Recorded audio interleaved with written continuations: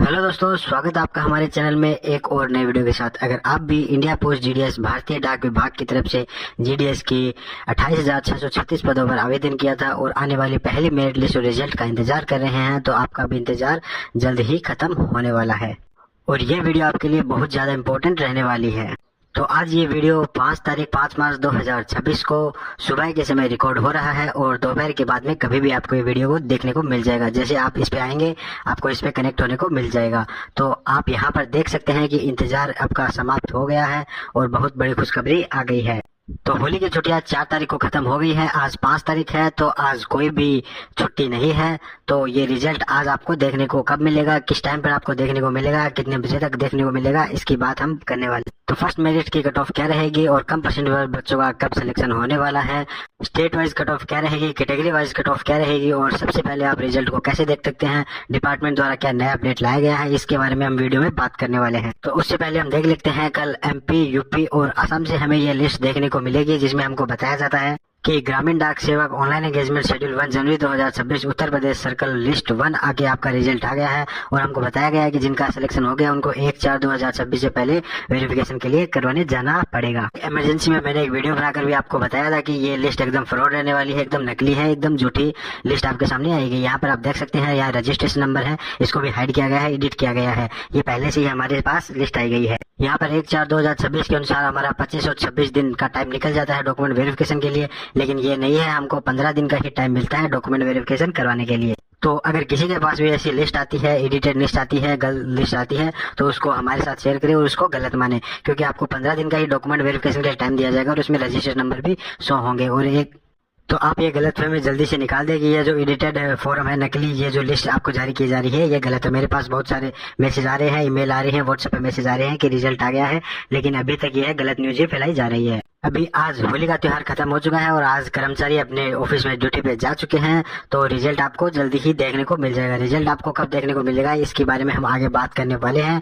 तो आप जल्दी से जल्दी इस वीडियो में बने रहिए और वीडियो में पहली बार आए तो वीडियो को लाइक करें और चैनल में पहली बार आए तो चैनल को सब्सक्राइब करें और वीडियो को कहीं से भी स्किप मत करना, ताकि कोई भी डिटेल आपसे नोटिफिकेशन मिस ना हो। एक चीज यहाँ पर हम देख लेते हैं कि यह एक शॉर्ट नोटिफिकेशन है जो डिपार्टमेंट के द्वारा जारी किया गया था और इसमें हमको बताया गया कि रिजल्ट कब जारी होगा। लेकिन जब रिजल्ट जारी हो जाता है तो उसके बाद 15 दिन का हमको टाइम मिलता है ऑफिशियल डॉक्यूमेंट वेरिफिकेशन करवाने के लिए। लेकिन इस बार क्या हुआ, होली की वजह से ये थोड़ा सा लेट हो सकता है। अगर आपका रिजल्ट 1 तारीख को आ जाता तो 3 से 4 दिन आपकी ये छुट्टियों में चला जाता और डिपार्टमेंट बंद रहता है, उनका ऑफिस बंद रहता है, क्योंकि कर्मचारी भी छुट्टी में चले जाते हैं। तो आप जब डॉक्यूमेंट वेरिफिकेशन के लिए करवाने जाते हैं तो आपका भी टाइम खराब होता। तो एक तरीके से ये डिपार्टमेंट ने सही ही किया है और यह है जानबूझकर ही किया है। लेकिन अभी आज चांस है रिजल्ट आने का, क्योंकि कर्मचारी सभी ऑफिस में आ चुके हैं और अभी जल्दी ही रिजल्ट जारी होने वाला है। रिजल्ट जारी करने के लिए उनको ज़्यादा टाइम नहीं लगता है, क्योंकि अगर इसमें 1 या 2 दिन की छुट्टी आ जाती है, तो अगर जैसे होली की छुट्टी अगर आ जाती है इसमें, तो 3 से 4 दिन का टाइम हो जाता। तो आपको 15 दिन की बजाय 10 से 11 दिन का ही टाइम मिलता है डॉक्यूमेंट वेरिफिकेशन करवाने के लिए। लेकिन अब अगर ये आज रिजल्ट जारी कर देते हैं तो उसमें ना तो संडे को गिना जाएगा और ना ही कोई त्यौहार आता है तो उसको गिना जाएगा। यानी आपके कंटिन्यू ही डॉक्यूमेंट वेरिफिकेशन करवाने के लिए आपको जाना पड़ेगा और ये रिजल्ट भी जल्दी ही रिलीज हो जाएगा, क्योंकि ये सॉफ्टवेयर के द्वारा एक रिलीज किया जाता है। इसमें एक क्लिक पे जारी कर दिया जाता है कि कौन से परसेंटेज वाले बच्चों को और कौन सी कैटेगरी वाले बच्चों को इसमें सबसे पहले मेरिट लिस्ट में लेके आना है। तो इसमें हमको नोटिफिकेशन में हमको रिवाइज टाइमलाइन और एक्टिविटी के बारे में बताया गया है वो क्या रहने वाले हैं। इसमें हमको वैकेंसी कैप्चर हुई थी 5 जनवरी को और 15 जनवरी तक। अप्रूवल हमको मिला था 16 जनवरी से 19 जनवरी तक। रजिस्ट्रेशन इसमें चले थे 31 जनवरी से 14 फरवरी तक और इसमें आवेदन चल रहे थे 2 फरवरी से लेकर 16 फरवरी तक। इसमें करेक्शन की तारीख हमको 18 फरवरी से 19 फरवरी तक चली थी और release of first merit list इसमें हमको टेंटेटिव बताया गया है कि मतलब इस डेट में भी चेंज हो सकता है। इसमें 28 फरवरी 2026 हमको तारीख दी गई है कि 28 फरवरी तक हमारा रिजल्ट आ जाएगा।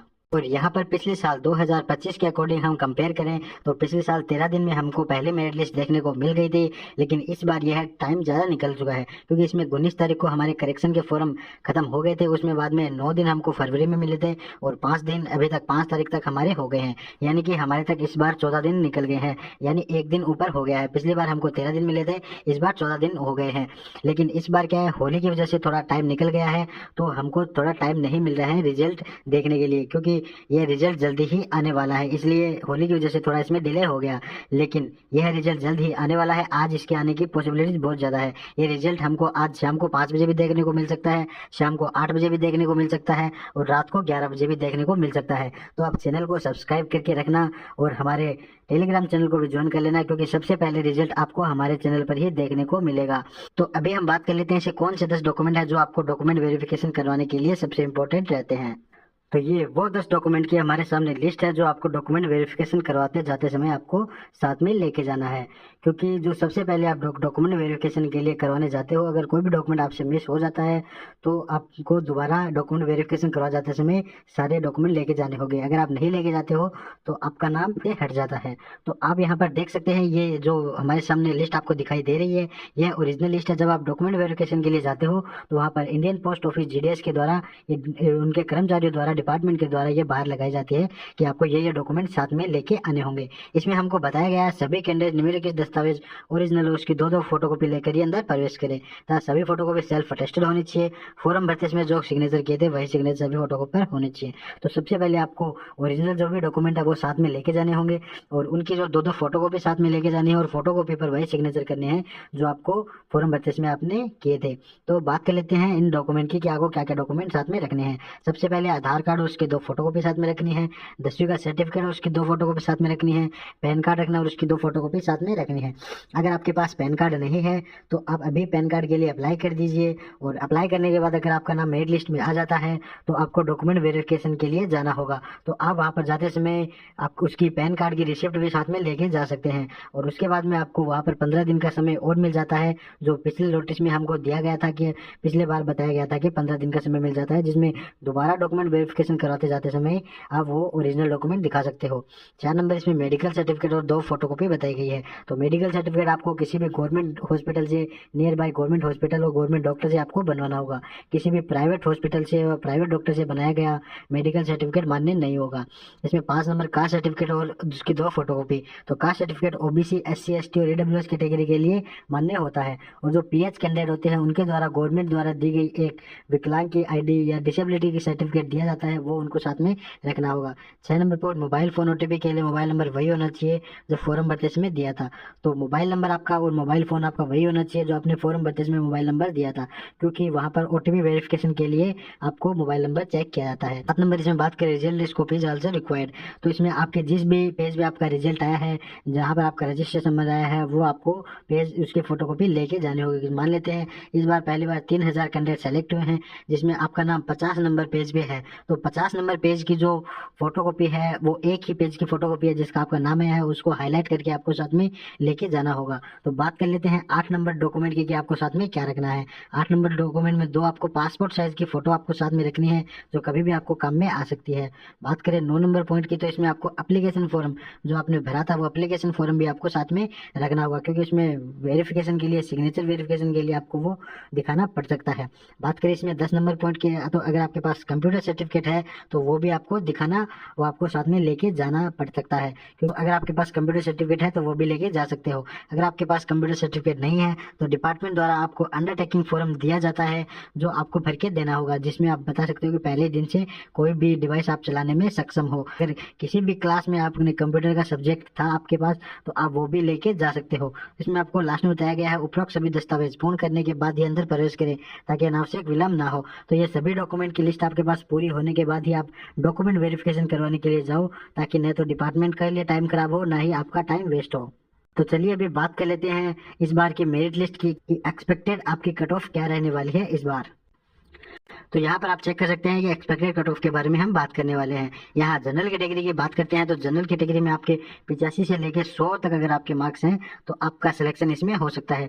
ये जो लास्ट वाली लाइन है इसको आप 100 मान के चल सकते हैं, क्योंकि ये 100 से कम भी रहने वाली है और 100 तक भी जा सकती है। तो आप जनरल कैटेगरी में 85 से लेकर 100 तक है तो आप इसके डॉक्यूमेंट तैयार कर लीजिए, आपका सिलेक्शन हो सकता है। अगर आप OBC कैटेगरी से हैं तो 80 से लेकर अगर आपके 100 मार्क्स अगर परसेंटेज हैं तो आप भी अपने डॉक्यूमेंट्स तैयार कर लीजिए। अगर आप EWS कैटेगरी से आते हैं तो 80 से लेके अगर आपके 100 मार्क्स तक हैं तो आप भी अपने डॉक्यूमेंट्स तैयार कर लीजिए, आपका भी सिलेक्शन हो सकता है। अगर आप SC कैटेगरी से आते हैं तो आप 79 से लेके 100 मार्क्स तक अगर आपके नंबर हैं तो आप भी अपने डॉक्यूमेंट्स तैयार कर लीजिए, आपका भी सिलेक्शन हो सकता है। अगर आप ST कैटेगरी से 75 से लेके 100 नंबर तक आपके मार्क्स हैं तो आपका भी सिलेक्शन हो सकता है। अगर आप PWD कैटेगरी से हैं 33% से लेके 100 तक अगर आपके मार्क्स हैं तो आपका सिलेक्शन हो सकता है। चाहे आपके 35 हो, 40 हो, 45 हो, 50 हो या 60 हो, आपका किसी भी नंबर में सिलेक्शन हो सकता है, क्योंकि PH कैटेगरी में को बहुत कम स्टूडेंट होते हैं जो इसमें अप्लाई करते हैं। तो अभी हम बात कर लेते हैं कौन से ऐसे स्टेट हैं जिसमें सबसे ज़्यादा कट ऑफ रहने वाली है और कौन से स्टेट में सबसे कम कट ऑफ रहने वाली है। तो हरियाणा स्टेट है जहाँ पर सबसे ज़्यादा कट ऑफ रहने वाली है, और नॉर्थ ईस्ट के स्टेट है जहाँ पर सबसे कम कट ऑफ रहने वाली है, क्योंकि वहाँ पर लैंग्वेज सबसे बड़ा बैरियर बन जाता है दूसरे स्टूडेंट के लिए। तो वहाँ पर लोकल स्टूडेंट ही वो वहाँ पर फॉर्म भराते हैं और वहाँ पर मेरिट कम रहती है। और दूसरे अलग स्टेट हैं जो हरियाणा और नॉर्थ ईस्ट को छोड़ के सभी स्टेट हैं जिनकी मेरिट मीडियम ही रहती है। ये जो आपको यहाँ पर कट ऑफ दिखाई गई है ये सभी स्टेट की हमारे सामने है और सभी कैटेगरी की हमारे सामने दिखाई गई है, क्योंकि यह एक एवरेज कट ऑफ आपको बताई गई है कि यहाँ से यहाँ तक सभी स्टेट की सभी कैटेगरी की ये एवरेज कट ऑफ रह सकती है। तो चलिए अभी बात कर लेते हैं जब भी आपका रिजल्ट आएगा तो आप सबसे पहले उसको कैसे चेक कर सकते हैं, कहाँ पर चेक कर सकते हैं। तो सबसे पहले इस वीडियो के डिस्क्रिप्शन में आपको लिंक मिल जाएगा हमारे टेलीग्राम चैनल का, तो वहाँ पर जाके आप चेक कर सकते हो, उसको ज्वाइन कर सकते हो। जब भी GDS का रिजल्ट आएगा और कोई भी नई न्यूज आती है, अपडेट आता है, तो वो हमारे टेलीग्राम चैनल पर बता दिया जाता है, तो वहाँ पर आप जाके चेक कर सकते हो, सबसे पहले मिल जाएगा। तो वीडियो में अंत तक बने रहने के लिए धन्यवाद। अगर आपको वीडियो पसंद आया तो वीडियो को लाइक करें, शेयर करें और कमेंट करें, और चैनल में पहली बार आए तो चैनल को सब्सक्राइब करें। धन्यवाद।